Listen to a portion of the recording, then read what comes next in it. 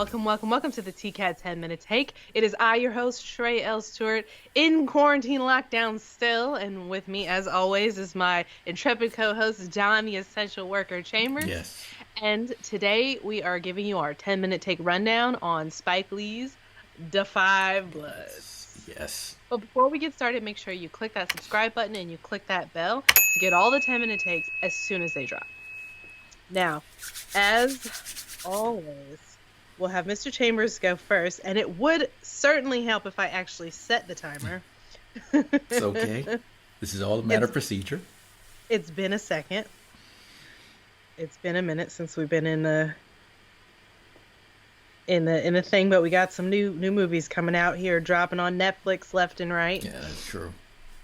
And go. Boom. Da 5 Bloods, directed by Spike Lee, starring Delroy Lindo, Clark Peters, Norm Lewis, and Isaiah Whitlock Jr. Now, those of you might remember Clark Peters and Isaiah Whitlock Jr. from The Wire. Boom. Had to do the plug. Still the greatest, probably, TV series ever put out there. That's just me. So, there will be some spoilers, just letting you all know. Story about these Vietnam vets that go back to get their fallen leader, as well as recover some gold. Now, Spike Lee is Spike Lee, and Spike Lee is going to have a very unique style in which Spike brings in, like Spike will almost go from a normal sort of, like a normal movie setup to where it almost turns documentary in a way he just pulls footage in, and then because he does that in this movie, like all of a sudden he'll pull in footage of Malcolm X, he's pulled in footage of Muhammad Ali, and then he'll pull in actual real footage of the Vietnam War and pictures of the Black Panthers, or I think Angela Davis is in there. I mean, he sort of incorporates a lot of these historical things in the movie. So in one sense, you're getting a story, fictional story, and then it almost feels like you're getting like a documentary about the Vietnam War and the Black experience. It almost like you're getting hit twice there. And Spike is known for doing that. It kind of helps emphasize certain points, and I think it's cool. It lets you know it's a Spike Lee movie. But the one thing I will say for this, though, is I thought the story was really going to focus more on these guys and how this war actually affected them. Like, I thought it was going to look at them, family. I mean, even now, like how with Black Lives Matter, has it affected them, and are they more in for it, or are they more sheltered away from it? I mean, I really thought we were going to get deep into what brought them together as the 5 Bloods, and maybe later on the years what has split them apart. But this movie sort of just took a turn of being like a gold heist thing, and I was like, okay.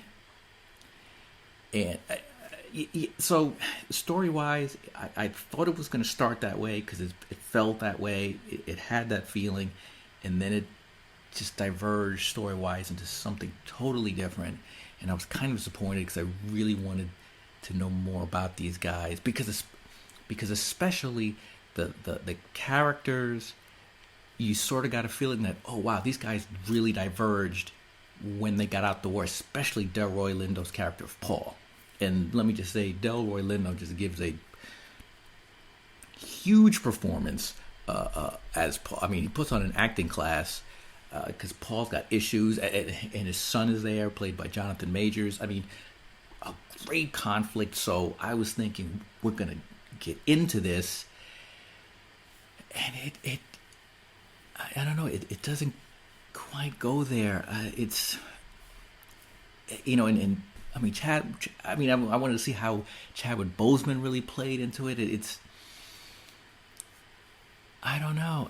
I think maybe when I really knew that this movie was not going to go where I wanted it was when Isaiah Whitlock Jr. did that moment, and I said, wait, are people just going to make him do that in everything he's in from now on?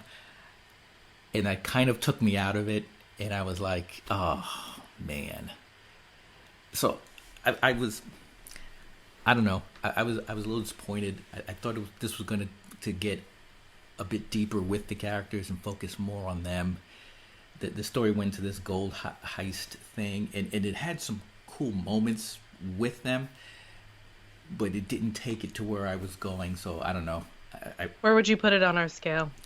Okay, on our scale of when to go see this, I'm a Spike Lee guy, so I'm going to see Spike Lee stuff, or as much as I can. So I'd make this more of a matinee.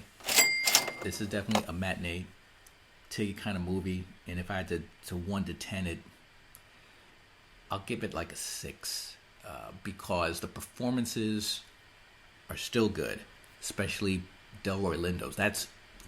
He's the movie, man. When he's on screen, his Paul character is just, there's a lot behind him. I just thought the story was going to do more, focusing on them and their lives and their bond, or maybe if that bond had broken, and I don't know, it became this thing for the gold, and I was like, I'm glad you said it, because you know, I didn't want to be like a hater, because I really, really, really wanted to like this movie a lot. Yes. Because the story is so interesting, and it's one that we haven't really seen about and talked about and delved into in movie form, about these black guys who have gone over to Vietnam, and like the psychological kind of warfare that was going on at the time with the Hanoi Hannah speaking direct, like the communist government speaking directly to the black soldiers, and like them being torn between duty and how they're being treated, and like the stuff with Muhammad Ali. Like, I really thought this movie was going to be about that, and it was shenanigans. It turned into a gold heist, fake Three Kings shenanigans, with shenanigans on top. Like, the stuff with the landmines was shenanigans, the stuff with the other crew was shenanigans. They made inexplicable decisions that didn't make any sense. I thought they were going to get into, like, black men and dealing with, or not dealing with, or needing to deal with mental health issues. Yes. Like, it turned into shenanigans. And then and I know you said the stuff about Spike Lee doing the clips and the little lessons that come there. Yes. And I usually appreciate that. Like, I really liked Black Klansman, and like, I didn't mind that.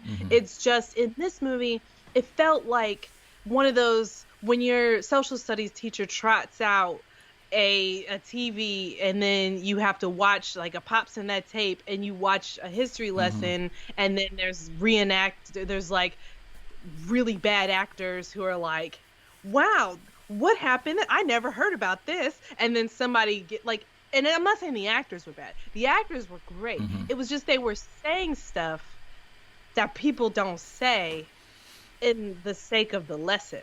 Like, he had these guys, like, they were always in teacher mode, every single one of them. Like, they would take turns, but they would say, but you ain't heard about this and this and this. Who was the first one to do this and this and this and this, in a list way that doesn't really speak to the way that people talk to each other, just to get to the lesson. And this is the second time that Netflix has done this. So because that Martin Scorsese movie was the same. It was like, they were like, just do the thing that you do. Don't do any more. Don't get creative. Don't do too much. Just do the Scorsese. Like, it was a caricature of a Scorsese movie to me. And this felt almost like a caricature of a Spike Lee movie. Like, they were like, just dribble the ball, Spike. Like it felt like some kind of restraint, or it felt like outside restraint from, or felt rushed. Like, maybe they were just like, we need a Spike Lee movie in 2 weeks, Right. Because even the stuff with Delroy Lindo, like, he's so good, reliably good. I remember the first time I saw him in The Devil's Advocate, and he was Moyes, the Haitian guy with the tongue. I have been in awe of him forever. And his parts were so good, but they felt really long and drawn out in a way that almost defeated some of the effectiveness of them. Like it felt like this movie could have used another edit pass, almost like it felt rushed to me in a weird way. And I hate saying I wanted to really be into it, but every time like another mansplosion happened, I was just like, Yeah, is it me? yeah. Am I missing something? Like I don't know what's You're not. why the character's doing this when I want to know what's going on with their kid, and I want to know, like what's up with his relationship with his son. Like why don't we? I would have liked like that confession the son made Yes, to the other character. I would have liked that to have been a moment between the father and the that son, would have been huge.